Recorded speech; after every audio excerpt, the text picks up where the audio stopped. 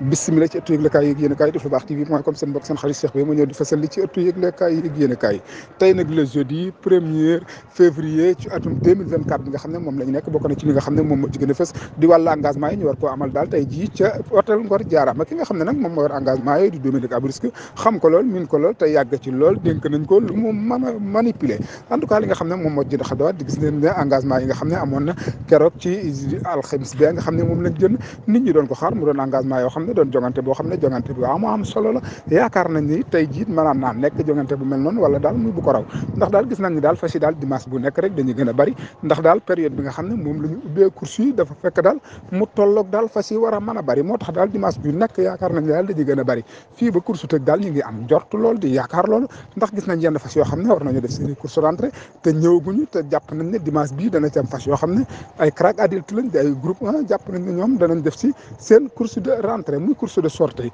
en tout cas li nga xam ne daal moom moo ci gën a fës daal course yi daal gis nañ ne daal mi ngi teg tànk di teg tànk lépp daal mi ngi leer muy transparence boo xam ne lu wér a wér la te ñoom ñi nga xam ne ñoom ñoo ŋànk course yi gis nañ ne daal lépp loo xam ne daal ñu ngi koy doxal daal ñu ngi koy correspondre ak ñi nga xam ne ñoom ñoo bëgg course di ci déglu seen xel ak seen xalaat mbir boo koy ree noonu lay demee ñi nga xam ne ñoom nga ko bokkal te lu ñëpp bokk lu ne ku ne nga ca moo tax daal ñoom ñoon daal ñuy bàyyi xel ñi nga xam ne ñoom la ñu bokkal yëf yi ñoom la ñu bokkal mbir mi en tout cas moom course bi bu Louga moom gis nañ ne ñoom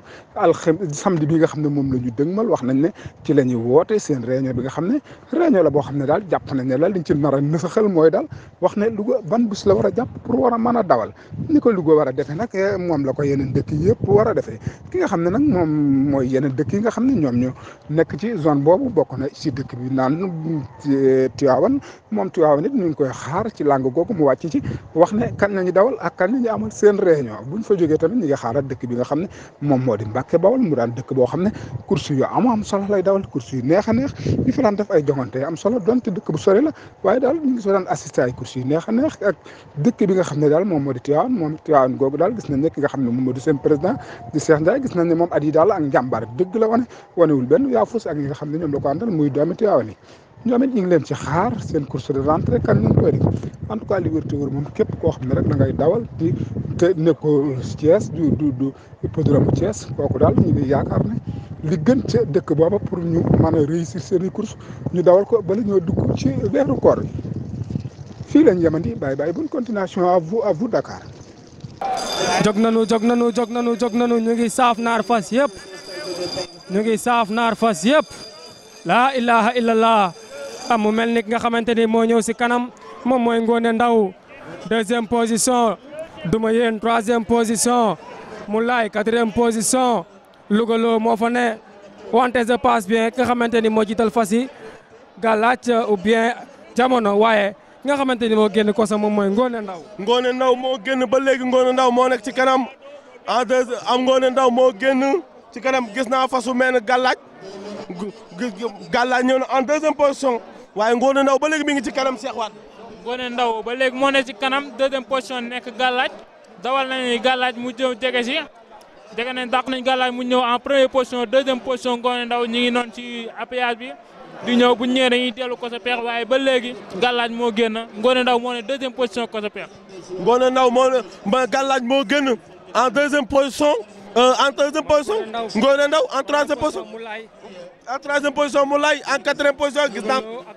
Louga Lo ak Duma Yéen tey dañoo téye seen bopp ci biir groupe bi Las Palmas. jërëjëf ko sa peex mu mel ni Lawrado moo jugul moom laay seen noonu ci box yi wante ba léegi nga xamante ni moo génn moom mooy Galaaj doomu Afsala mbokk bàyyi rafet njortu gaz andol mooy seen baay deuxième position nga xamante ni moo fa ne moom mooy Ngoné Ndaw doomu King Charlemagne la Nouriev na zone danseur troisième position Moulay quatrième position Louga Lo sante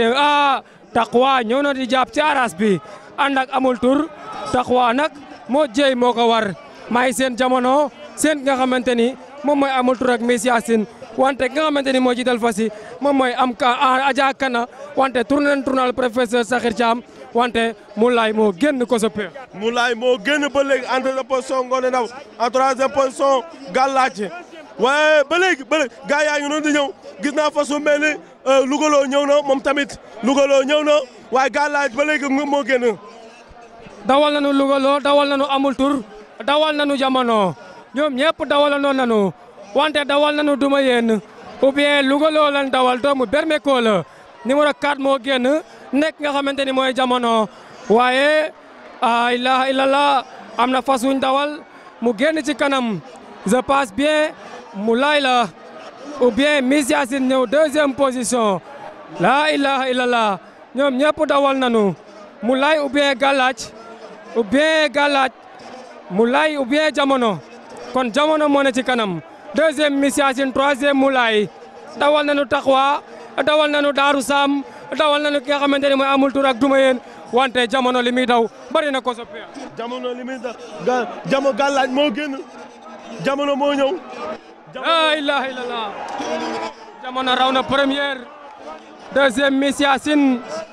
troisième Moulay quatrième Darou Sam cinquième Louga Lo sixième amul tur septième numéro 6 nekk docteur Dia Xarañ